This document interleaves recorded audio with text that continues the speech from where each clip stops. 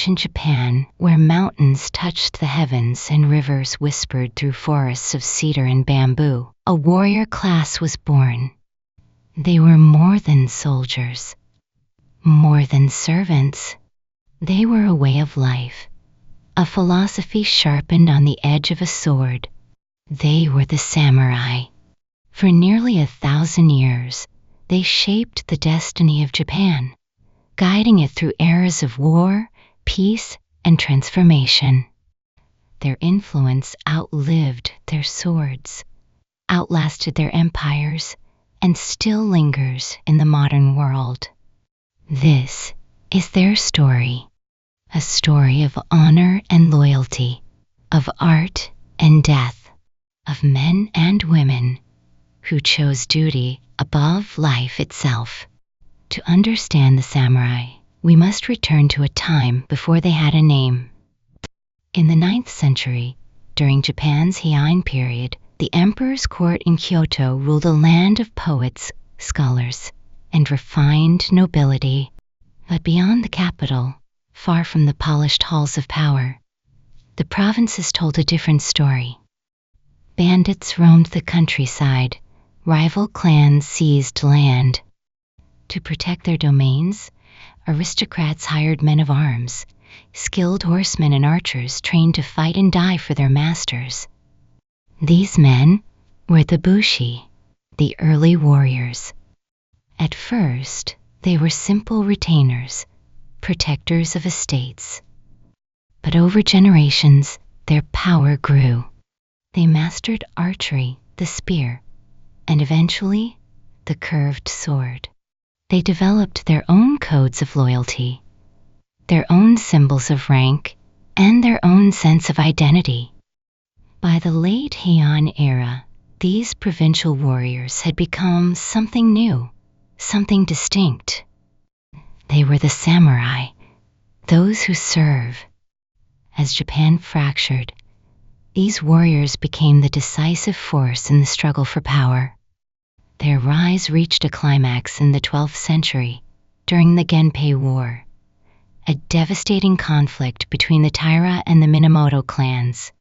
For 5 years, Japan burned. Battles raged across rivers and mountains. Villages were razed.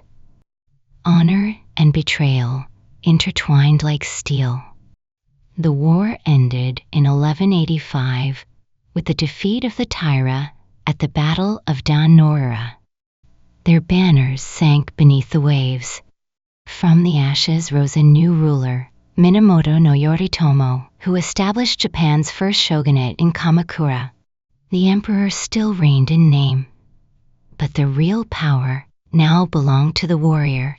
Japan had entered the age of the samurai. The Kamakura shogunate solidified the samurai's place in society. They were no longer mercenaries. They were the backbone of the nation. Every man owed loyalty to his lord. Every lord owed loyalty to the shogun. This web of allegiance became the foundation of feudal Japan. Yet with power came purpose. The samurai were expected to live and die by a code. Though unwritten, it was deeply understood. Loyalty, courage, honor, duty. The code would later be called Bushido, the way of the warrior. To live without honor was to live without meaning. To disobey one's master was to destroy oneself. And so, in the samurai's world, death was not to be feared, it was to be mastered. When defeat or dishonor loomed, the samurai turned to seppuku, ritual suicide by the blade. It was an act of purification, a final declaration of loyalty and control. To outsiders, it was madness. To the samurai, it was dignity. Even in death, they refused to surrender.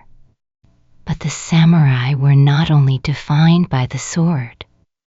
They sought harmony between strength and serenity.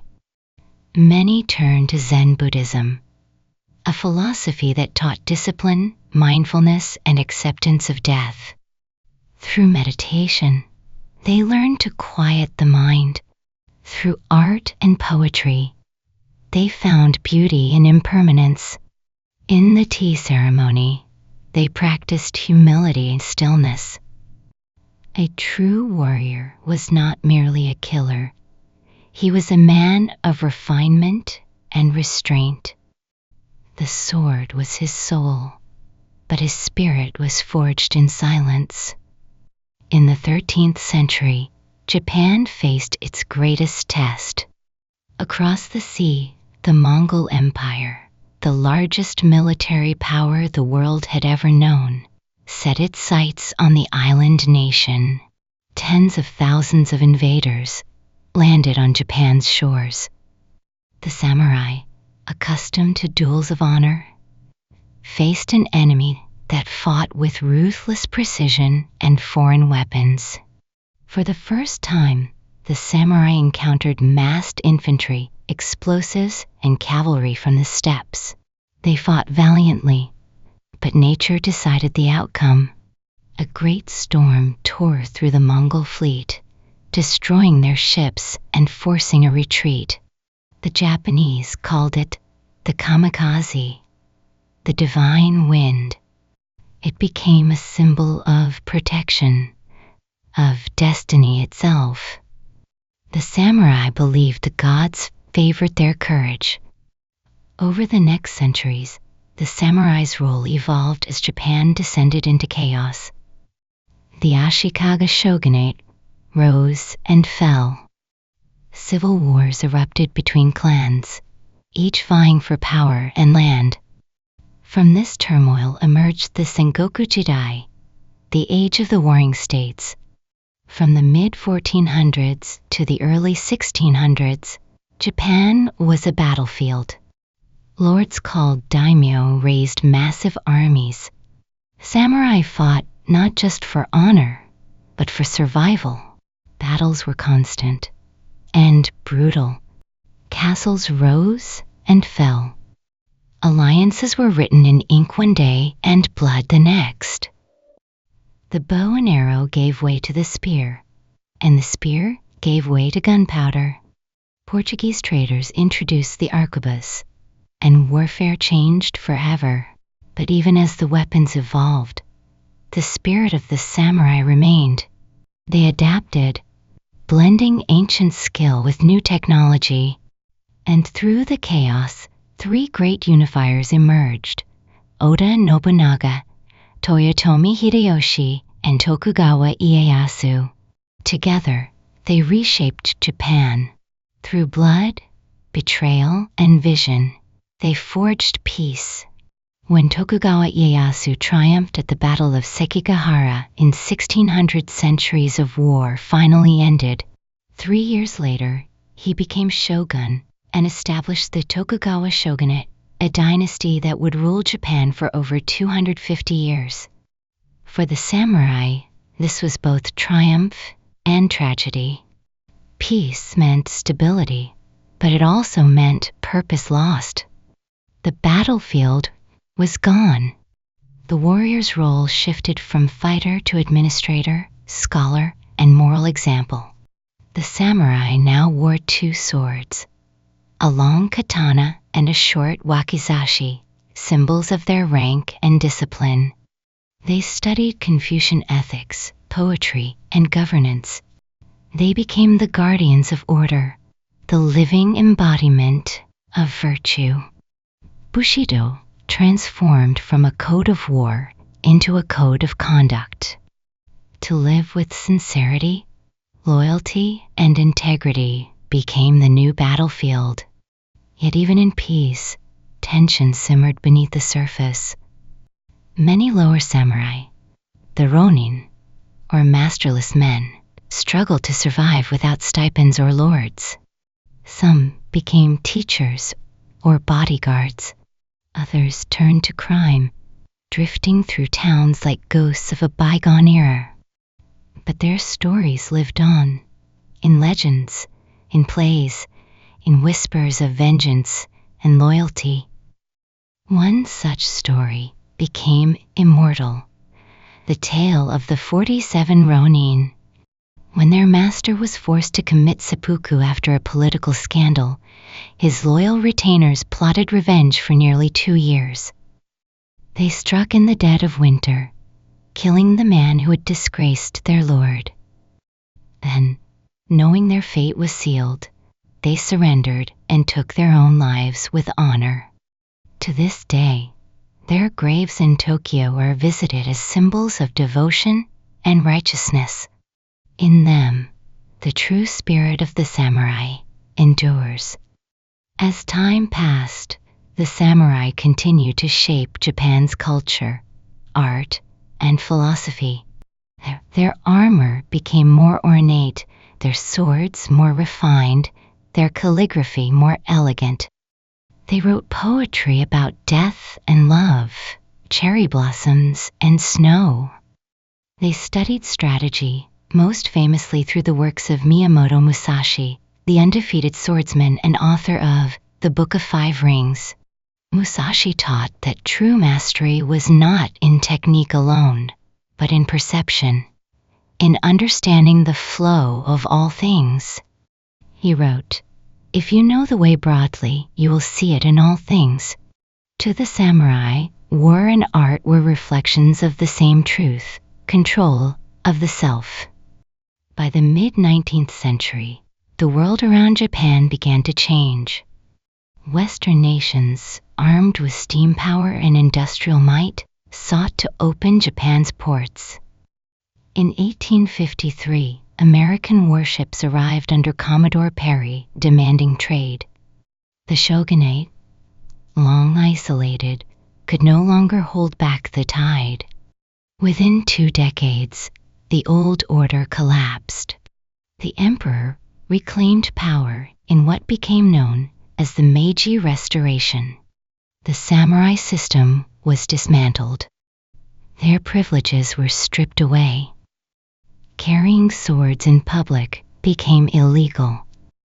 The age of the warrior had ended, but not without resistance. Thousands of samurai rose up in rebellion, unwilling to let their identity vanish. Among them was Saigo Takamori, once a hero of the Restoration, now its greatest opponent. His uprising, the Satsuma Rebellion, was the last stand of the samurai. They fought bravely against modern rifles and artillery, outnumbered and outgunned. When the final shots were fired, Saigo fell upon his own blade, dying as the samurai had lived, with honor. And so, the samurai disappeared from the world, but not from memory. Their ideals remained woven into the fabric of Japan. Discipline, humility, loyalty, and perseverance became national virtues. Martial arts like kendo, iaido, and judo preserved their movements and morals. Even Japan's post-war industry reflected their spirit, precision, patience, pride, and craftsmanship. In every swordsmith's forge, every disciplined bow, every quiet act of duty, the echo of Bushido remains. Today, the samurai have become myth, a blend of truth and legend that transcends centuries. They live on in film and art, in video games and literature. From Kurosawa's Seven Samurai to modern retellings like The Last Samurai and Ghost of Tsushima, the image of the lone warrior endures. It speaks to something eternal, the human desire to live by a code, to face death with dignity, and to seek meaning in discipline. The way of the samurai was never truly about conquest. It was about mastery, of sword, of spirit, of self. To walk the path of Bushido is to accept that life and death are one, to face fear without hesitation, to serve with purity of heart, and to die with peace of mind. Even now, when the wind moves through bamboo, when a sword gleams in the quiet of a museum, or when someone devotes their life to a craft, the samurai are there. They live not in armor or battlefields, but in the discipline of the artist, the honor of the craftsman, and the courage of those who hold to principle in a changing world. The samurai may be gone, their castles fallen, their swords silent, but their way, the way of the warrior, endures. Because Bushido was never about death, it was about how to live.